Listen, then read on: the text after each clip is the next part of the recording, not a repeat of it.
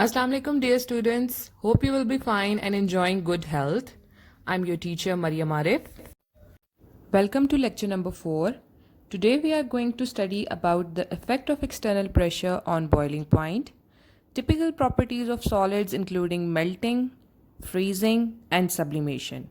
Plus, I'll give you some notebook work which is self-assessment exercise 5.5 and 5.6.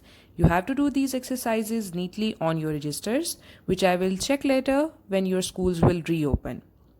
Starting from the effect of external pressure on boiling point, we already have discussed that boiling point is the temperature at which the vapor pressure of liquid becomes equal to the atmospheric pressure. Consider the water molecule, which consists of 2 hydrogen atom and 1 oxygen atom. When we raise the temperature, the kinetic energy of molecules increases, as a result of which they start moving away from each other and convert into the water vapor. Now the water vapors consist of a lot of empty spaces present between their molecules. In the liquid form, the arrangement of molecules is such that the distance between the molecule is very small. But as we raise the temperature and kinetic energy increases, the distance between the molecules of water start increasing, and when they gain enough energy, they are changed into the bubble form, which contain water molecules in the form of a gas, and then they come out of the surface of liquid, hence converting into the water vapors. The boiling of any liquid occurs due to the atmospheric pressure, as we have discussed in the previous lecture that the earth consists of atmospheric pressure. As we move above the earth's surface, we will see that the pressure of air is less. Hence, the boiling point will be affected at this pressure. But as we move down towards the earth, we will see that the air pressure will start increasing, as a result of which the vapor pressure also increases, and hence the boiling point also increases. This is the reason the boiling point of any liquid varies according to the altitude. Consider this example to understand the effect of pressure on anything. When you will increase the pressure, you can see the results very clearly. Same thing happen with the change in boiling point according to the atmospheric pressure. When you will move towards the high mountains, towards the high altitude, you will see that the same water will boil at low temperature as compared to the same water which was boiling on the 100 degrees Celsius temperature on earth or sea level. So the boiling point may differ according to the atmospheric pressure. Greater the atmospheric pressure, greater will be the boiling point of water. Lesser the atmospheric pressure, lesser will be the boiling point of any liquid, not just water. So have you ever think that how the pressure cooker works? The name pressure cooker indicates that it consists of a cooker on which we apply greater pressure as compared to that of atmospheric pressure, and this atmospheric pressure helps to cook the food earlier. Inside the pressure cooker, the two things are happening: the production of steam and the pressure. As the pressure in the pressure cooker is greater than the atmospheric pressure, the boiling point of water increases from 100 to 120 degrees Celsius inside the cooker, which is why the food cooks earlier inside the cooker as compared to that in the open container. So the pressure cooker contains the valve which exert 2 atm atmospheric pressure on the water, which will not allow the water to boil until the atmospheric pressure 2 atm becomes equal to the vapor pressure of water present inside the cooker. When the vapor pressure becomes equal to the atmospheric pressure, which is 2 atm, now the water will start boiling and there will be extreme steam production inside the cooker. You will listen a whistle, and this whistle is the indication that now your food has been cooked. So this pressure cooker consists of the different things which help for its functioning. What are the different parts of the pressure cooker? One is the pot in which we are going to cook the food with the help of water. The other is the lid, the rubber ring, the valve and the whistle. And this valve consists of the pressure of 2 atm. The rubber ring which is present on the lid of cooker does not allow the passage of air inside and outside of cooker, which is why the pressure cooker have its own atmosphere.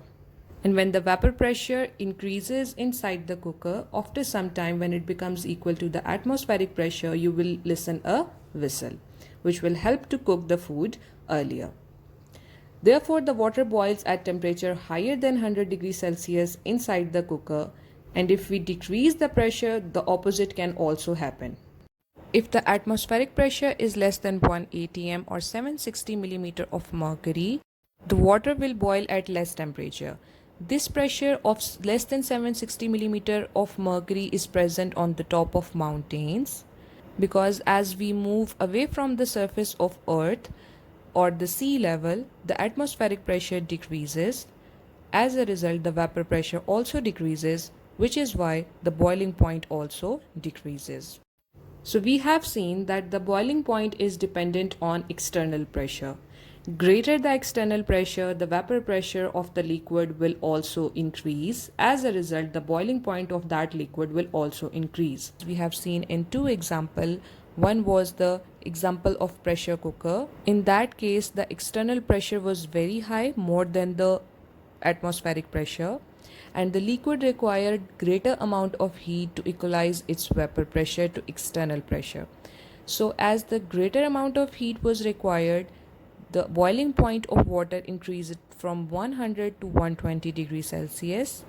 And the example of decrease in boiling point can be seen on higher altitudes where the weight of air is less and the atmospheric pressure is low. The air thins out at higher altitudes, due to which the atmospheric pressure decreases, vapor pressure decreases, and boiling point also decreases. Let's talk about some typical properties of solids. As we already have studied about some phase changes when we were talking about the gases, let's talk about what are some other phase changes in solids. The two phase changes in solids are the melting and freezing.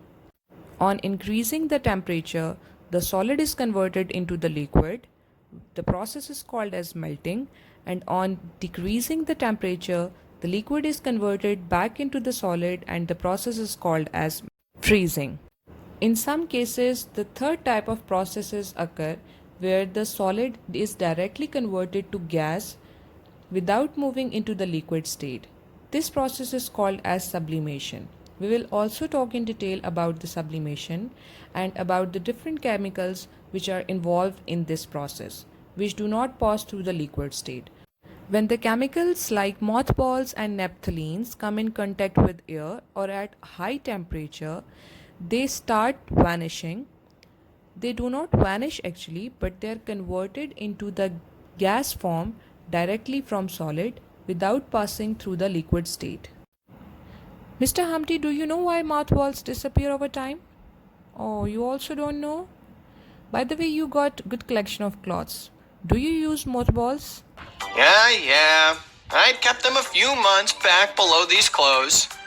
Hey, where did the mothballs go? I placed them right here. Did you steal them? No, I didn't. Actually, the mothballs disappeared because of the process called as sublimation. Sublimation is the process in which the solid on heating converts directly into the vapor without passing through the intermediate liquid state. Don't lie. How is that even possible? See, I also hid a burger here many days ago. It did not disappear. Oh, gross! Throw it away.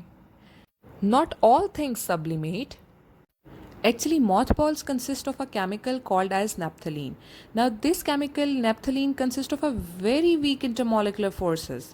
These intermolecular forces are so weak that when they come in contact with air or heat, they directly convert into the vapor phase without being converted into the liquid state and absorbed in your clothes or escapes into the atmosphere. Feels like they disappeared somewhere. So solid undergoes different phase changes.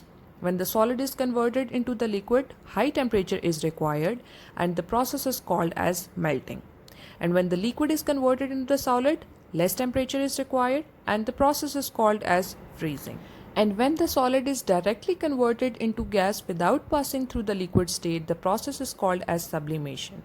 You can also see sublimation in reaction of dry ice with water.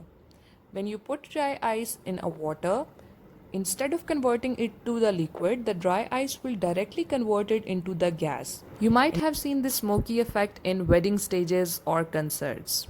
This dry ice consists of the solid carbon dioxide. When it is dissolved in water, it produces smoke. Let's talk about the freeze drying process, the side box given on page number 95. Freeze drying process of food is done on the principle of sublimation. The vapor pressure is decreased below the vapor pressure of ice to preserve the food material for long time. The ice, instead of converting into liquid, sublimates into the vapors and the food stays fresh. So the process of freeze drying consists of the three major steps. First step is to remove the water from the food, which is done by adding salt. The salt removes all the water from the food material.